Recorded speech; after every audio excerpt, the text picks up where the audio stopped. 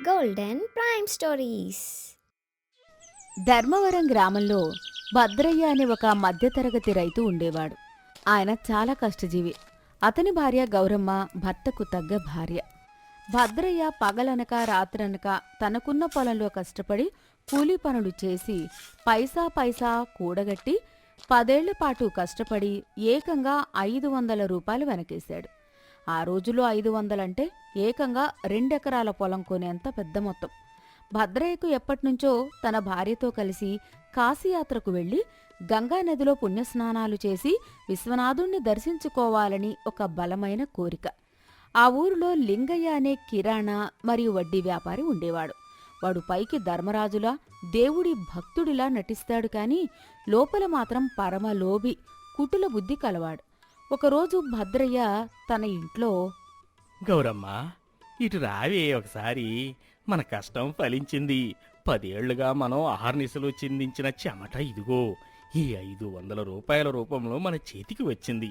మనం ఇంక కాశీయాత్రకు బయలుదేరొచ్చు. గౌరమ్మ ఆనందంగా ఆ మూట వంక చూసింది. కాని వెంటనే ఆమె కళ్లలో భయం మొదలైంది. చాలా సంతోషమండి, కాని నా మనసులో ఒకటే బెంగ. మనం కాశీకి వెళితే కనీసం 2-3 నెలలు పడుతుంది. ఈ 500 రూపాయల సొమ్ముని ఎక్కడ దాసి వెళ్దాం? వెంట పట్టుకెళ్దామా అంటే దారిలో పిండారి దొంగల భయం. ఇంట్లో ఉంచి వెళ్దామా అంటే ఊళ్ళో కన్నం వేసే దొంగల భయం. అదే నేను ఆలోచిస్తున్నాను. పోనీ నువ్వు కాశీకి రావడం మానేసి ఇంట్లోనే ఉండి ఈ సొమ్ముకు కాపలాగా ఉంటావా? అయ్యో, నా వల్ల కాదండి బాబు. ఈ సొమ్ము మహాభయంకరమైంది. దానికి నేను కుక్కలాగా రాత్రింబవళ్ళు కాపలా కాయలేను. ఏ రాత్రిపూటో దొంగలు వచ్చి పడితే ఆ డబ్బు కోసం నా ప్రాణాలు తీసేస్తారు. నాకంత ధైర్యం లేదు. ఎవరైనా నమ్మకస్తులైన వారి దగ్గర దాచిపెడితే మంచిది. నువ్వు చెప్పింది నిజమే గౌరమ్మ. రేపు పొద్దున్నే నేను బజారుకు వెళ్ళి ఎవరి దగ్గర దాస్తే భద్రంగా ఉంటుందో ఆలోచించి ఒక నిర్ణయం తీసుకుంటాను. మరుసటి రోజు ఉదయం భద్రయ్య బజారులోకి వెళ్ళాడు. ఎవరిని నమ్మాలా అని ఆలోచిస్తూ ఊరి మధ్యలో ఉన్న లింగయ్య కిరాణా అంగడి ముందు ఆగాడు. భద్రయ్యని చూసిన లింగయ్య అంగడిలో ఒక పక్క కూర్చుని ఉండే పనోడు సాంబడు వ్యాపారం చూసుకుంటున్నాడు. సరిగ్గా అప్పుడే ఒక మహిళ నెయ్యి కొనుక్కొని డబ్బులిచ్చి వెళ్ళిపోయింది. లింగడు గబుక్కున పనోడు సాంబడు దగ్గరికి వచ్చాడు. ఒరే సాంబడు, ఇందాక ఆవిడ అరసేరు నెయ్యి తీసుకుంది కదా, ఆమె దగ్గర ఎంత తీసుకున్నావురా? అదేంటయ్యా, అరసేరుకి 8 దమ్మిడీలు, దానికి తోడు ఒక 4 దమ్మిడీలు అదనంగా ఎక్కువ తీసుకున్నాను.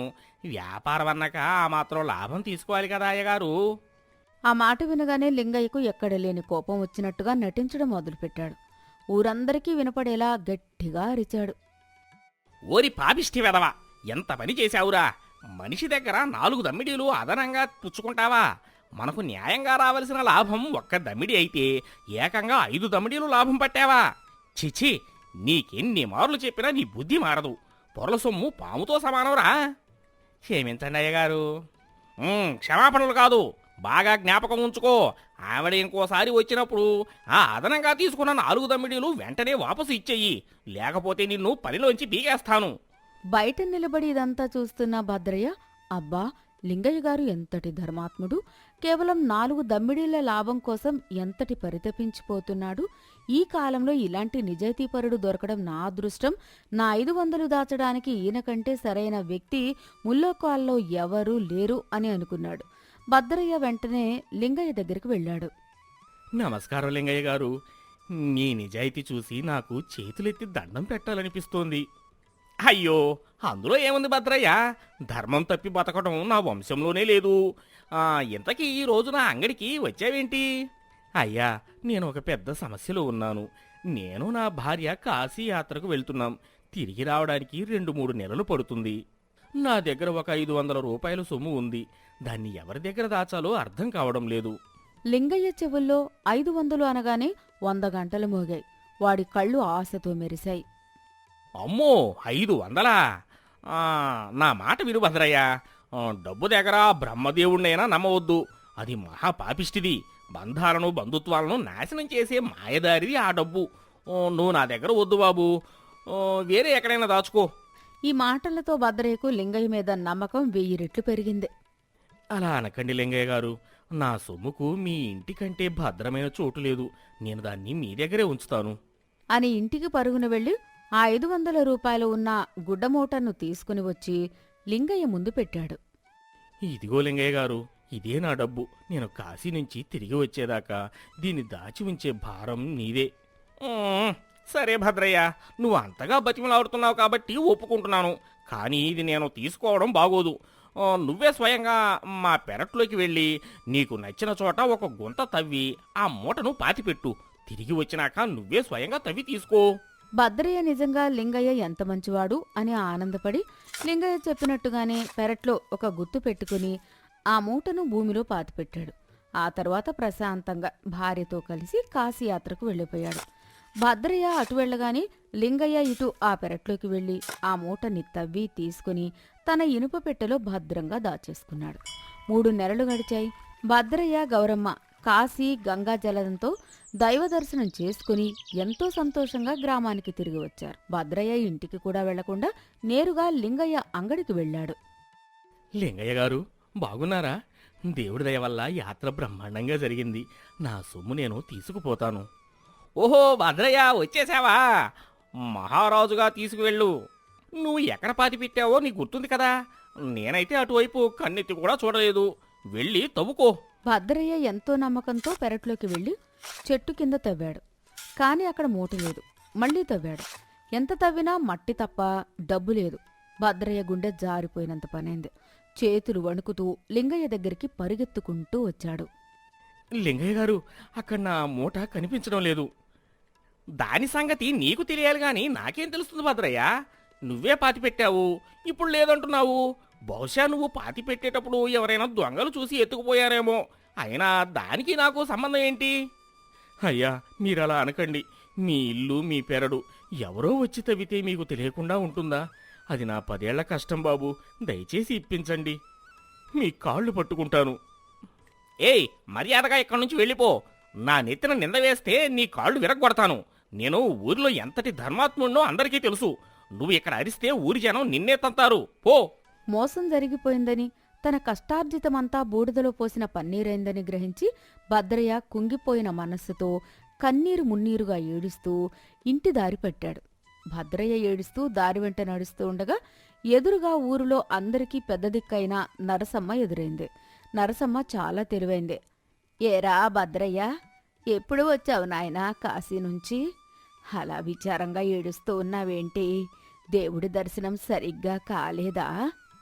భద్రయ్య ఆ ముసలవ్వను చూడగానే తన బాధను ఆపుకోలేకపోయాడు. దారిలో కూలబడిపోయి ఆమెకు జరిగిన మోసమంతా పూసగుచ్చినట్టు చెప్పాడు. అవ్వా, ఆ లింగయ్య నన్ను నిలువున ముంచేశాడే. ధర్మరాజు వేషం వేసుకుని నా 500 రూపాయలు కాజేశాడు. ఇప్పుడు అడిగితే నాకేం తెలుసు అని దబాయిస్తున్నాడు అవ్వా. నాయనా భద్రయ్య, కన్నీళ్లు తుడుచుకో. ఆ లింగయ్యగాడు పైకి పత్తిత్తులా నటిస్తూ లోపల ఎంతటి దొంగ పనులు చేస్తాడో నాకు ముందే తెలుసు. వాడికి వాడి పద్ధతిలోనే బుద్ధి చెప్పాలి. నువ్వు అస్సలేడవకు. నీ సొమ్ము యావత్తూ వడ్డీతో సహా వాడి చేతే కక్కిస్తాను. నేను చెప్పినట్టు చెయ్యి. నరసమ్మ భద్రయ్యకు ఒక అద్భుతమైన ఉపాయం చెప్పింది. అవ్వా, నిజంగా ఇది పనిచేస్తుందంటావా? ఖచ్చితంగా పనిచేస్తుంది. వాడు ధనదాహం ఉన్న రాబందు. వాడు డబ్బుకి ఇట్టే పడిపోతాడు. నువ్వు నేను చెప్పినట్టే ఒక అరగంట తర్వాత ఆ అంగడి దగ్గరికి రా. మిగతాది నేను చూసుకుంటా. భద్రయ్య సంతోషంగా ఆమె చెప్పినట్టు చేయడానికి సిద్ధపడ్డాడు. అది జరిగిన కొద్దిసేపటికే నరసమ్మ చేతిలో ఒక పెద్ద నగల పెట్టె పట్టుకుని లింగయ్య అంగడి వద్దకు వెళ్ళింది. ఆ పెట్టె మూత కొద్దిగా తెరిచి ఉంది. అందులో తళతళా మెరుస్తున్న నకిలీవైన, చూడ్డానికి నిజమైన వానిలా కనిపించే బంగారు హారాలు, గాజులు ఉన్నాయి. వాటి విలువ కనీసం 2000 రూపాయల పైనే ఉంటుంది. నరసమ్మను ఆమె చేతిలో ఉన్న ఆ బరువైన నగల పెట్టెను చూడగానే లింగయ్య కళ్ళు పెద్దవయ్యాయి. నాయనా లింగయ్య, బావున్నావా బాబూ? నీకోసమే వచ్చానయ్యా. రండమ్మా నరసమ్మ గారు, కూర్చోండి. ఏంటి ఆ పెట్టే అంత బరువు ఉంది? నా కష్టం చెప్పుకుందామని వచ్చాను. చూడు నాయనా, నా కొడుకు 10 ఏళ్ల క్రితం పని కోసం కాశీకి వెళ్ళాడు. ఇంతవరకు వాడి జాడలేదు. నేనా ముసల్దాన్నైపోయాను. ఏ పూట ప్రాణం పోతుందో ఎప్పుడు చస్తానో తెలీదు. నా కళ్ళు మూసేలోపు ఒక్కసారైనా నా కొడుకును చూడాలనుంది. అందుచేత నేనే కాశీకి వెళ్ళి నా కొడుకు జాడ తెలుసుకుందామని తీర్మానించుకున్నాను. అయ్యో పాపం, అది సరే, ఈ నగలేంటి? నేను ఒంటరి ముసల్దాన్ని కదా నాయనా. నా దగ్గర ఇవిగో 2000 రూపాయలు ఖరీదు చేసే ఈ బంగారు నగలున్నాయి. వీటిని వెంట తీసుకుపోతే దారిలో దొంగలు దోచేస్తారు. ఇంట్లో పెడితే పక్కింటి వాళ్ళు ఎత్తుకుపోతారు.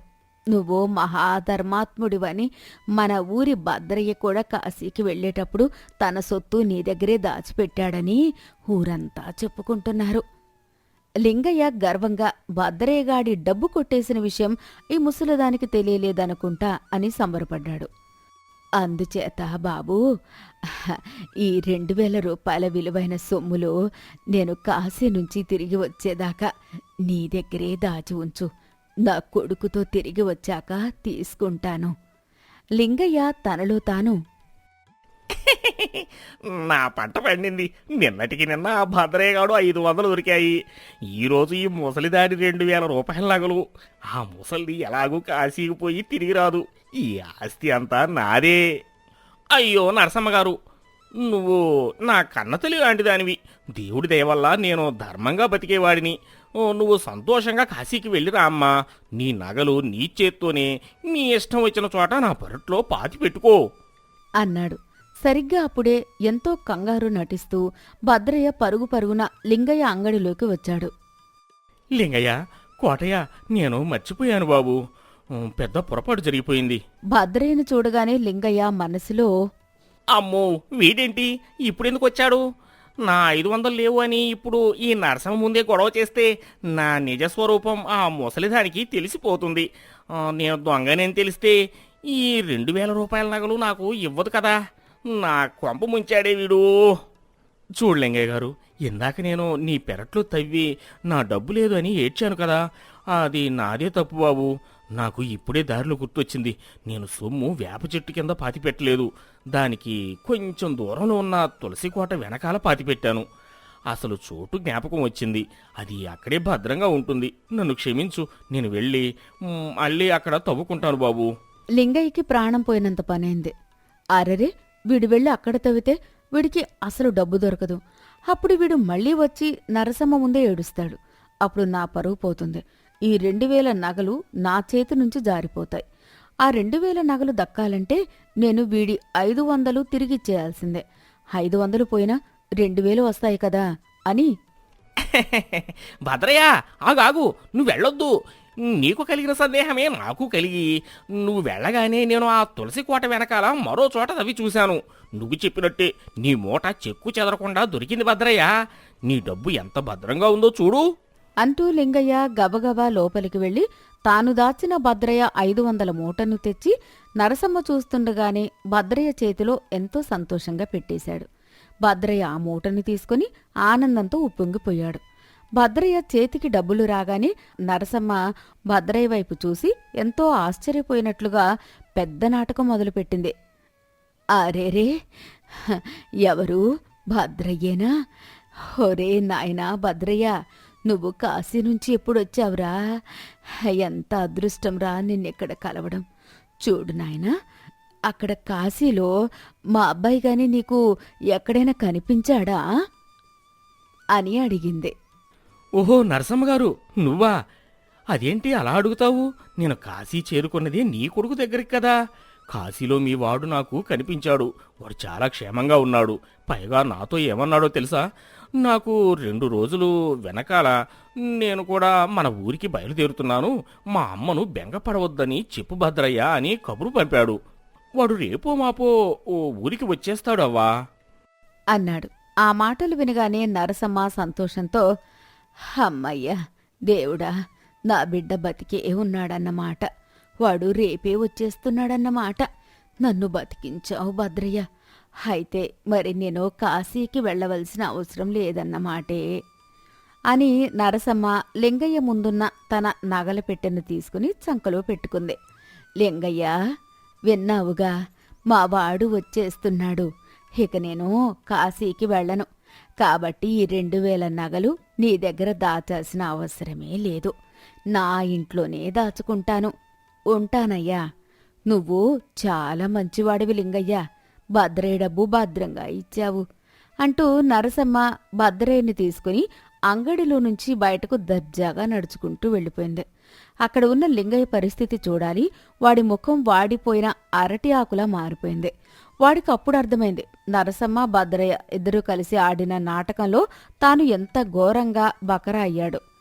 అయ్యో, నా 500 పోయాయి, ఈ ముసల్ది నాకే మస్క కొట్టిందే అని లింగయ్య నెత్తినోరు బాదుకుంటూ ఆ అంగడిలో పిచ్చోడిలా మిగిలిపోయాడు. ఈ విషయం ఊరంతా తెలిసి రచ్చబండ దగ్గర జనాలు లింగయ్య దురాశను తలుచుకుని కడుపు చెక్కలయ్యేలా నవ్వుకున్నారు. భద్రయ్య తన డబ్బుతో ప్రశాంతంగా జీవితం సాగించాడు.